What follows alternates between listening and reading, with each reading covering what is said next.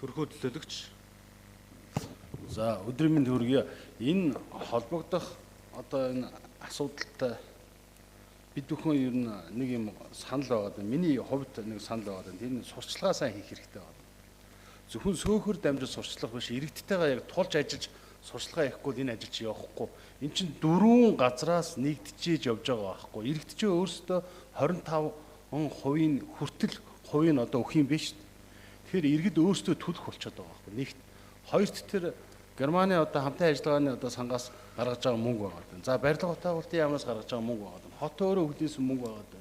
За энэ бүгдийнхаа яг энэ учир начрын сайн танилцуулж хэлэхгүй бол зүгээр нэг ингээд ийм байх, тийм байх гэдэг ийм явах юм бол эн чинь явахгүй. Явдгүй юм байлээ. Одоо жишээлбэл сөөхийнхөө төлбөрийг төлөхгүй байгаа хүмүүс гадна дулаалганы басаадын төлбөр төлөх үү? Яг ингээ амьдралаа ярих хэрэгтэй байхгүй бид. Хогныхоо мөнгийг төлөхгүй байгаа хүмүүс тэр басаадны мөнгө төлөх үү? Тэр энэ ажил чинь нурж унж байгаа байхгүй.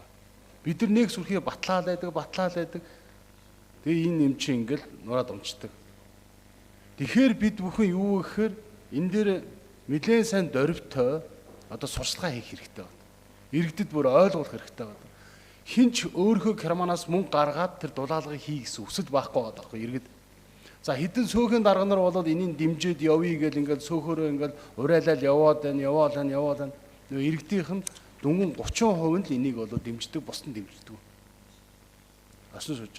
Тэгэхээр бид бүхэн энэ дээрээ бүр ингээд хурлын дарга болон хурлын ажлын албаныхан бүр төлөөлөгч нарыг бүр тухайн одоо тойрогт нь ажиллуулад айл болгоных нь иргэд болгонтой нь уулзуулаад учруулаад төлөөлөгч нар ч гэсэн бас дандаа улс төрийн албан тушаалтангууд байж байгаа юм чинь бас өөрсдийгөө таниулаад тэр хүмүүстэй ойртож уулзаад ярилцаад энэ юмыг явуулахын тулд хамтарч ажиллаж ижид энэ явна. Бараг 5 одоо субъектээс хамтарч ажиллаж явах болчиход байна шүү дээ. 4 одоо байгаа 4 дээр биш 5 дээр сурчлагаан дээр нь одоо бид бүгдийг хамтарч ажиллуулж оролцуулж явуулаач гэсэн хүсэлт байгаа. Тодорхой санал.